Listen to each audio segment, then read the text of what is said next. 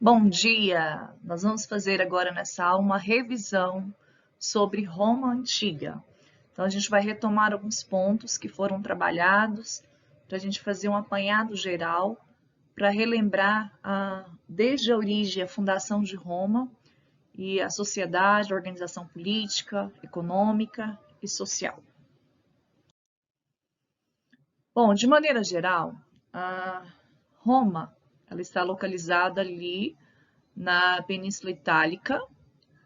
A Península Itálica, ela fica na região do Lácio, é banhada ali pelo rio Tibre, né?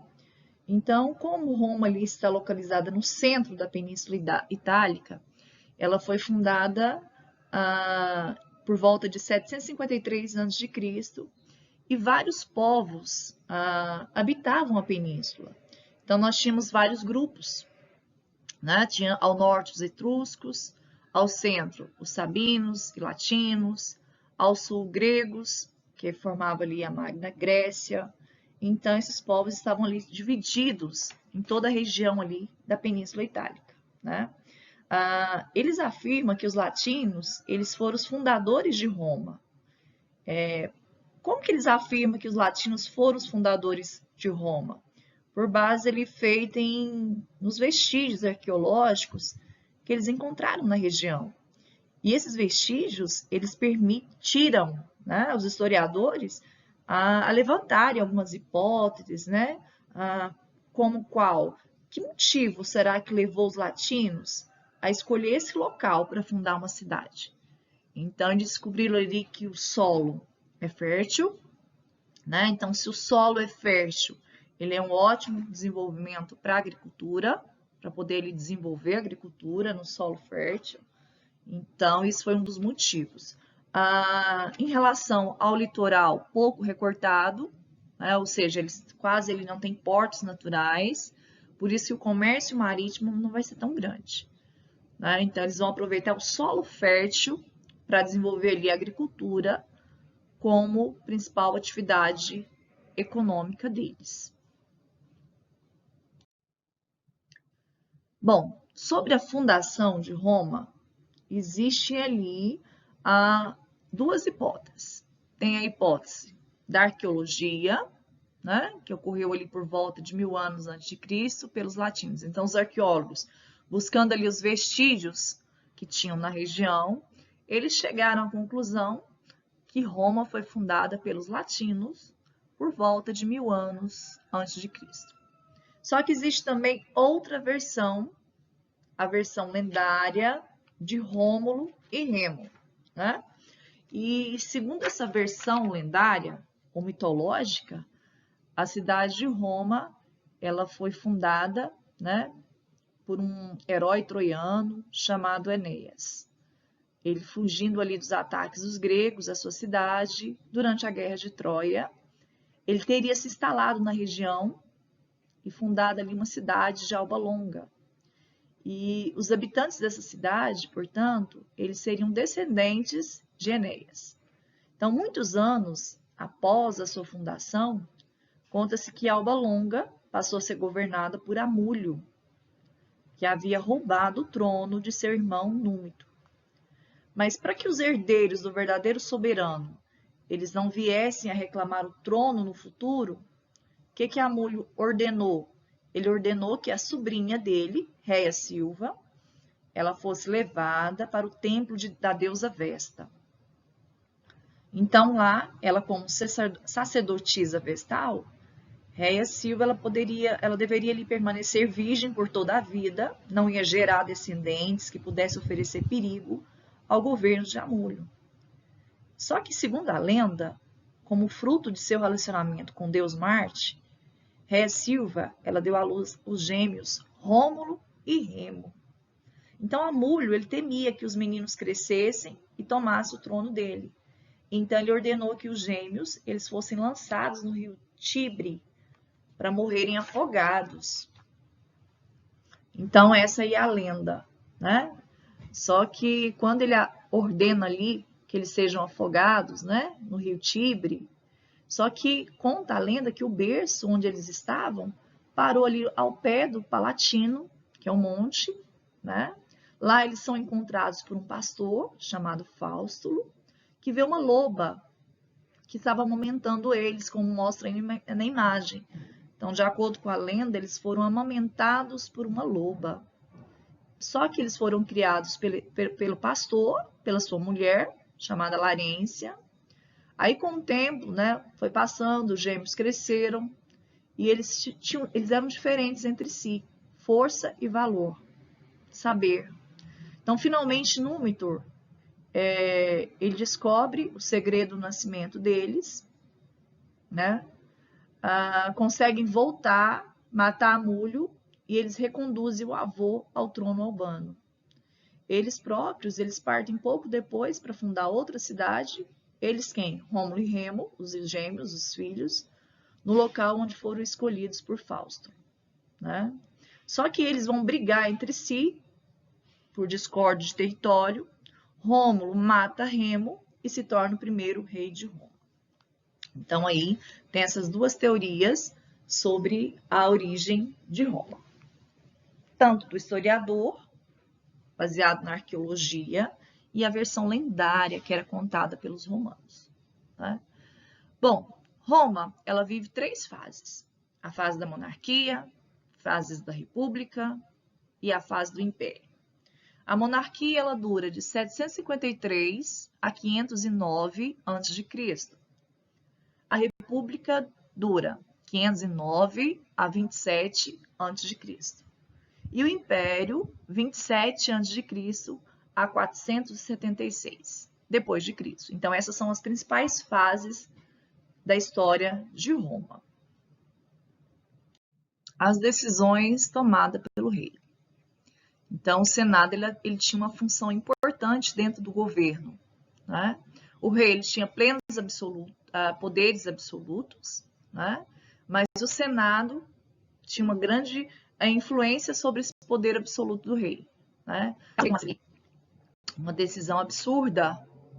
O Senado, que era formado pelos anciãos, as pessoas mais velhas, eles tinham ali o poder de vetar, de não concordar, né? Com as decisões tomadas ali pelo rei. A sociedade romana, ela era formada por patrícios, plebeus, clientes e escravos, né? Bom, os fundadores de Roma, como a gente sabe, seus descendentes, eles se tornaram ali os maiores proprietários de terras da cidade. Como a economia romana era basicamente a agricultura, a base da economia romana era a agricultura, esses homens, que eram os proprietários dessas terras, eles eram chamados de patrícios. E eles se tornaram os homens mais ricos e poderosos, né? Os patrícios e as suas famílias, eles viviam geralmente em casas muito grandes, né? Nessas casas havia água encanada, havia iluminação feita por candelabros ilustres. As mobílias, elas eram extremamente luxuosas, haviam pinturas, quadros nas paredes, e muitas vezes ela era toda ornamentada, assim, do teto até o chão. Então, ela era cercada de muito requinte, a casa dos patrícios, né? Então, esses patrícios, que era a elite da sociedade romana, eles eram, então, os possuidores de terra, donos das terras, do gado, e eles tinham direitos políticos dentro da aristocracia, dentro do governo, né? Só que, além dos patrícios, a sociedade romana ela era formada pelos plebeus. Os plebeus eles eram homens livres, mas eles não tinham direitos políticos, portanto, eles não interferiam na administração da cidade. E muitos plebeus, acabavam sendo dependentes dos patrícios que lhe davam ali proteção, né? E esses patrícios que davam proteção a alguns plebeus em troca de serviços ou de votos nas eleições, eles eram chamados de clientes. Então, nós tínhamos ali os plebeus, que eram homens livres, sem nenhum direito político ou propriedade. Mas alguns plebeus, eles prestavam alguns serviços aos patrícios, favores, e em troca disso, eles recebiam a proteção dos patrícios. Então, esses plebeus recebiam o nome de clientes, porque eles dependiam dos patrícios, eles tinham uma certa proteção ali dos patrícios, né? Os escravos, eles formavam ali a base da sociedade romana. No início, eles não eram muitos, né? Mas com a expansão da cidade, da conquista dos povos vizinhos, esse número de escravizados vai aumentar consideravelmente, né? E além do mais, um indivíduo ele poderia se tornar escravo por causa de uma dívida que ele não conseguiu pagar, né? Ou por ele ser prisioneiro de guerra, ou ser filho de escravos. Então, essas três condições ali para se tornar escravo, né? Na Roma Antiga. Bom, o período da República, ela tem um período. República já não é mais o rei. É um governo em que há um líder que ele é escolhido pelo povo por meio do voto. E a República, ela tinha uma estrutura política. Era a forma de governo ali formada por alguns membros. Então, dentro da República tinha o Senado. O Senado ele era controlado pelos patrícios. Quem fazia parte desse Senado eram os patrícios, né? E o Senado ele era o principal órgão de poder. Ele era o mais importante dentro do governo, era o Senado. Tinha lá os cônsules, né? Esses cônsules eram 2, eles eram eleitos anualmente, eram escolhidos anualmente, 2 cônsules, e eles presidiam o Senado. E a função deles era propor leis. Então, eles propunham as leis e o governo ia decidir se aceitava, se colocava em vigor essas leis ou não. Tinha os pretores, né? Os pretores eles eram responsáveis pela justiça. Então, tudo que era relacionado à justiça estava ligado aos pretores, era função exclusiva dos pretores, que era essas, né? Eles ali eram responsáveis pela aplicação de todas as leis romanas, né? Então, essa função deles, a aplicação das leis romanas. Os censores, né, faziam um censo da população conforme a renda. A partir daí, eles montavam o álbum senatorial, né? Ou seja, eles efetuavam esse recenseamento, faziam a contagem deles, e também eles tinham a função de zelar pelos bons costumes. Então, essa era a função dos censores. Tinha os edis, né? A função dos edis era a conservação, policiamento e abastecimento da cidade. Eles eram ali encarregados de cuidar da infraestrutura urbana, eles eram responsáveis pela construção, a manutenção de estradas, de edifícios, saneamento, abastecimento de água. Então, tudo isso estava nas mãos dos edis. Havia os questores, né, que cuidavam ali do tesouro público. Os questores, eles eram tesoureiros, ou seja, responsáveis ali pela administração financeira de Roma. Eles administravam os gastos, a arrecadação dos impostos. Então, essa aí era a função dos questores, cuidar do tesouro público, dessas questões relacionadas ali à administração financeira de Roma. Então, eles administravam ali os gastos, a arrecadação dos impostos. E, por último, tinha os ditadores, né? Esses ditadores, eles eram escolhidos pelo Senado para governar por 6 meses. E durante esses 6 meses, eles tinham plenos poderes, né? Em momentos de crise aguda. Por exemplo, se Roma estivesse passando por um período de guerra ou de conflito, entrava em cena os ditadores. Então, eles cuidavam ali de todo, eles tinham ali todos plenos poderes em suas mãos para administrar Roma. Só em caso de um momento ali de urgência. Bom, tinha também a Assembleia Centurial. Essa Assembleia Centurial votava ali os projetos e tinha a eleição dos cônsules. Eles eram escolhidos por meio ali do voto. Tinha a Centúria. A Centúria era formada por 100 soldados. E tinha 98 centúrias de patrícios e 95 centúria de plebeus. Então, centúria era o exército. Então, tinha formado por patrícios e formados por plebeus. A Assembleia Curial, ela ficava encarregada de cuidar de assuntos religiosos. Então, a função da Assembleia Curial era cuidar de assuntos religiosos. A Assembleia Tribal, elas escolhiam ali os questores, né? Lembrando que os questores, eles cuidavam da questão financeira de Roma, né? A administração ali financeira de Roma. Então, a função dessa Assembleia era escolher quem ia cuidar da questão financeira de Roma. E os edis, eles eram ali encarregados, lembrando, né, de cuidar da infraestrutura urbana, responsável pela construção de estradas, manutenção, construção de edifícios, etc. Então, dentro dessa Assembleia Tribal, ficava encarregado de escolher os questores e edis.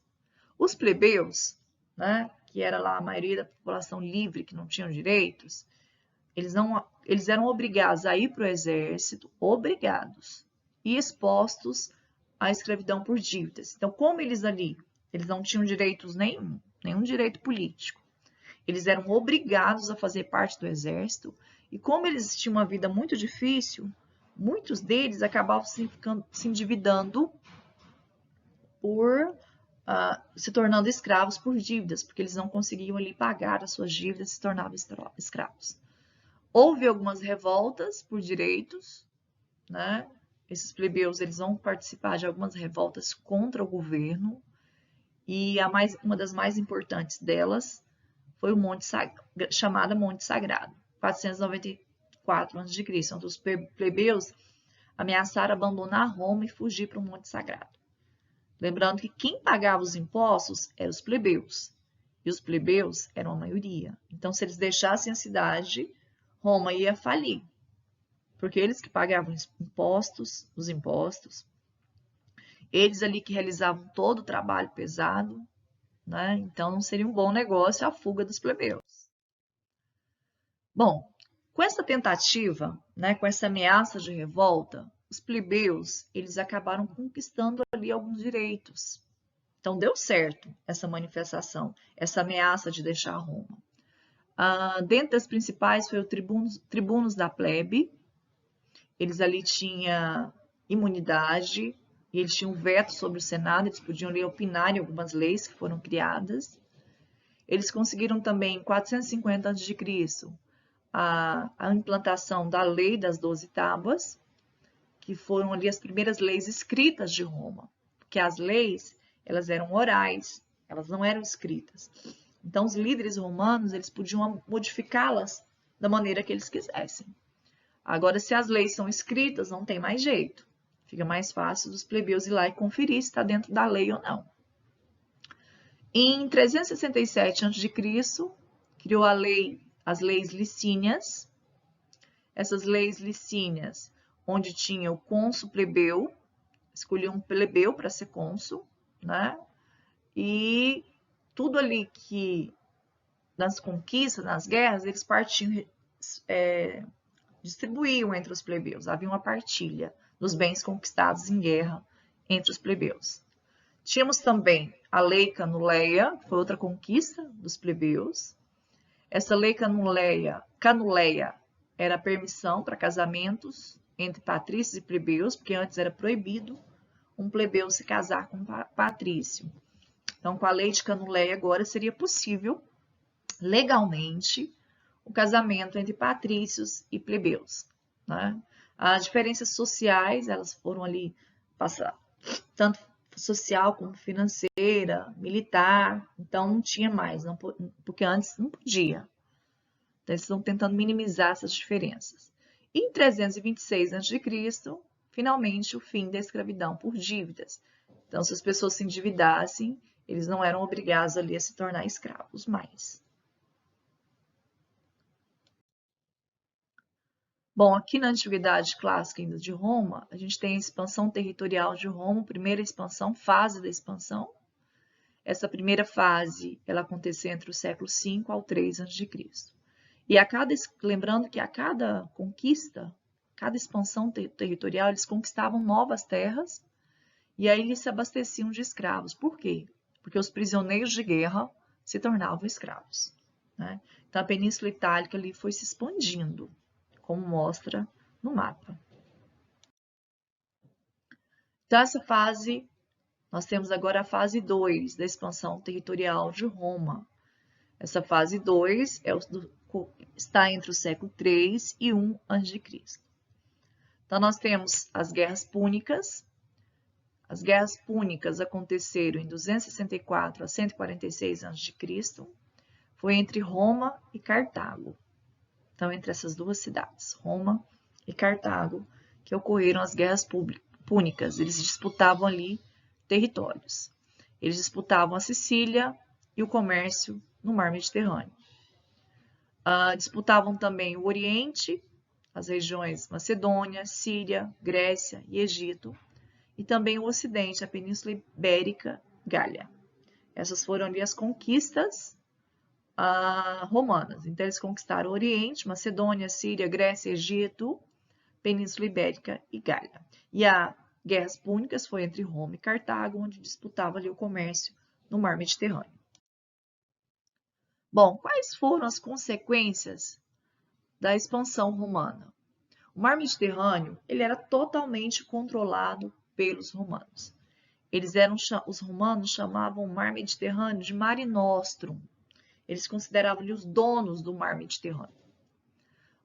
Com essa expansão territorial, eles conquistaram várias riquezas em grande quantidade, porque a cada conquista territorial conquista também riquezas. Foi a consequência a ruína de pequenos proprietários de terra. Por quê?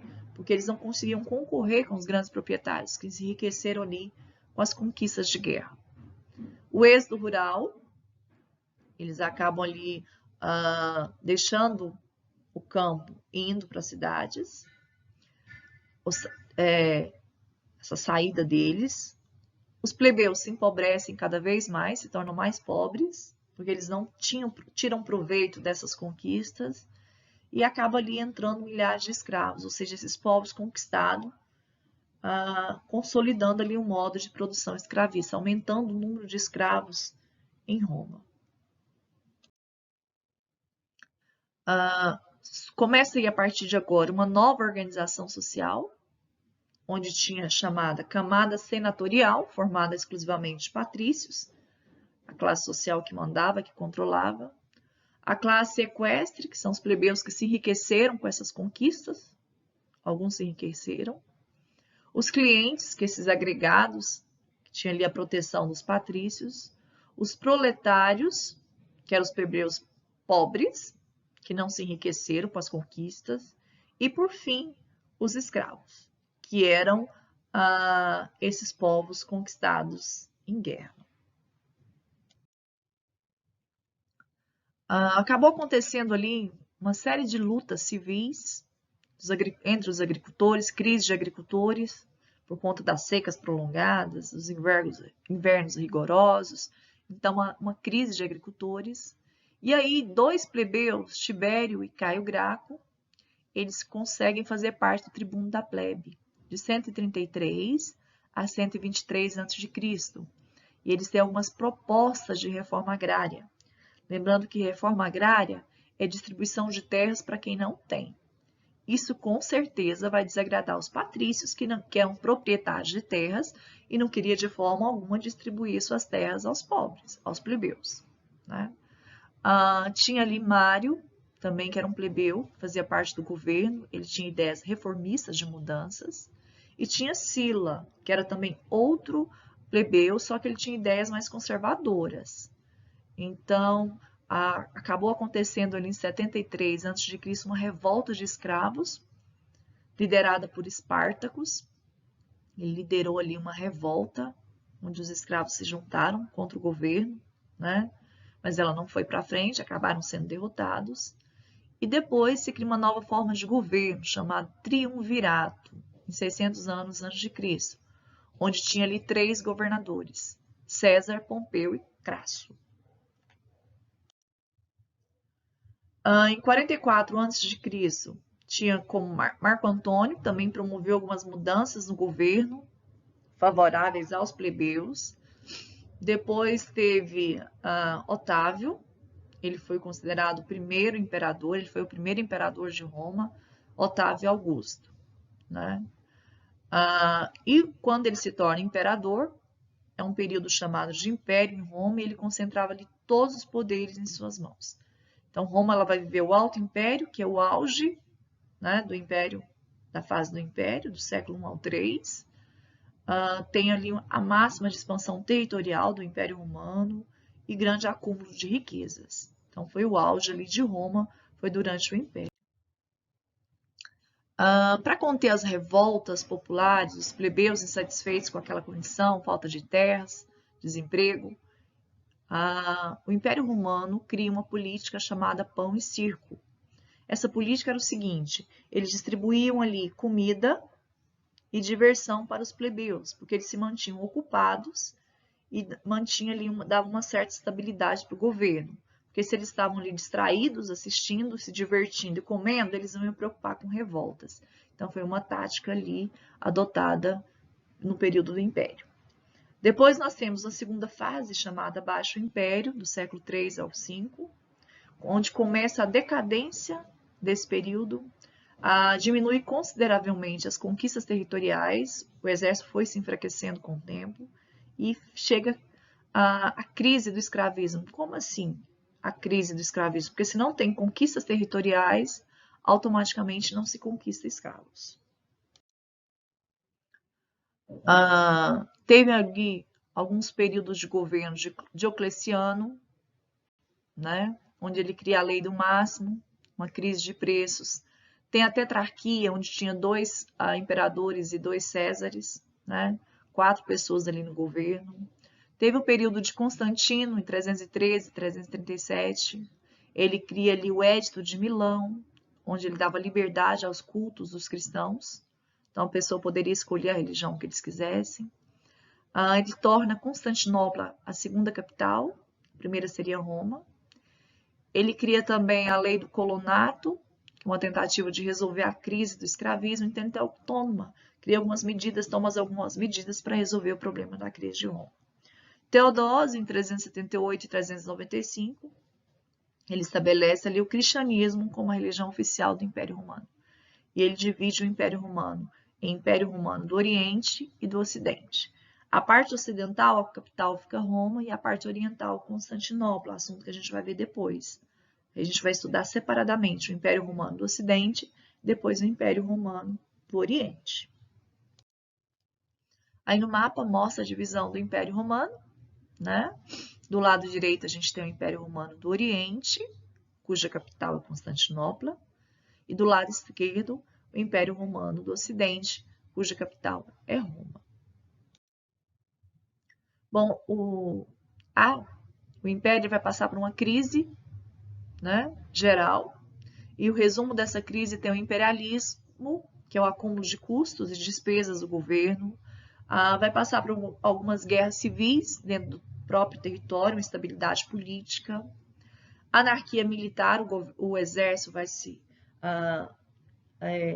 ter ali uma crise entre eles, crise do escravismo, vai começar a faltar escravos, arrendamento de terras, que é o colonato, as pessoas vão trabalhar nessas terras e pagar tributos, vai haver um crescimento considerável do cristianismo, e esse cristianismo é oposição ao militarismo e ao escravismo.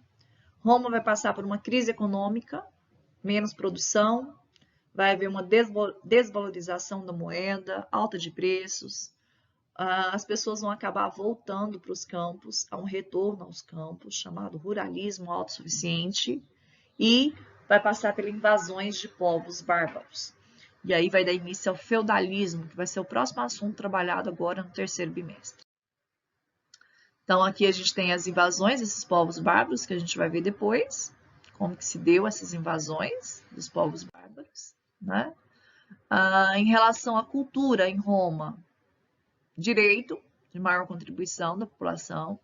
Na literatura se destaca Cícero, Virgílio, Ovídio, Tito, Lívio. Na arquitetura se destaca grandiosos prédios, aquedutos, estradas, né, que tinham ali funções. Na religião, como se sabe no início, eles eram politeístas, e ali eram os mesmos deuses gregos, só que adaptados. Depois, Teodósio se institui o cristianismo, ou seja, com a vinda de Jesus, na Terra ele prega a existência de um único Deus e eles passam a ser monoteístas. Espero que vocês tenham gostado dessa aula.